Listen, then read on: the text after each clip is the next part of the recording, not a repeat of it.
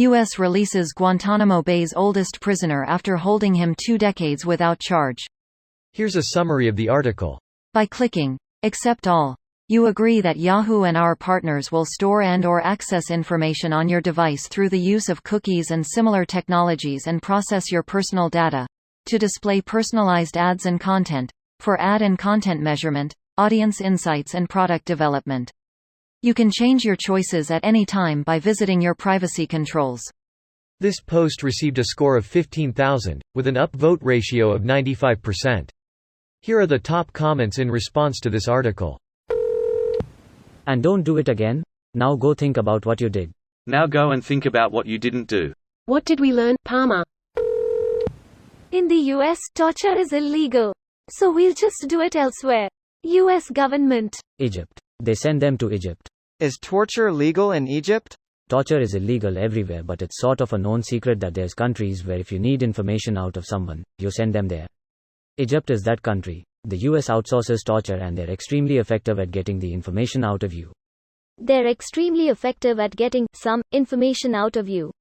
The difficulty with torture is that the prisoner will fabricate a fantasy just real enough to be believed but in no way connected to reality just to stop the torture. Especially true when they don't even have the information you are looking for in the first place. If you start pulling of my fingernails, I'll tell you what you want to hear. If he wasn't an anti-American terrorist before, he is now. I'd have nothing but pure hate if a foreign nation whisked me away to a prison and held me without charge for 20 years. No kidding. I've never blamed anyone who became anti-American after we invaded them. If a country invaded the US, I'd probably be pretty fucking against them after that. Especially if I was tortured for that fucking long. As my Vietnam vet HS history teacher said it. I can't tell you how many villages we liberated, if any, but I can tell you exactly how many we burnt to the ground. Hearts and minds is a fucking joke. Apparently Vietnam is pretty meh about the US. Though that's more by virtue of the millennia-long hatred for China than actual love, because most of Asia can hold a hell of a grudge. And a lot of Americans were also against the war. Post from 1.7 years ago about approving it? I never understood why they are clinging to those prisoners. Completely meaningless. Unless the only reason is preventing them from talking about Guantanamo. A big thing is finding other countries that will take them. Obama couldn't close Gitmo, but he spent as much time as he could with the Justice Department emptying it out. When Trump came to power, he stopped all of that. And now Biden has tried to finish what Obama started.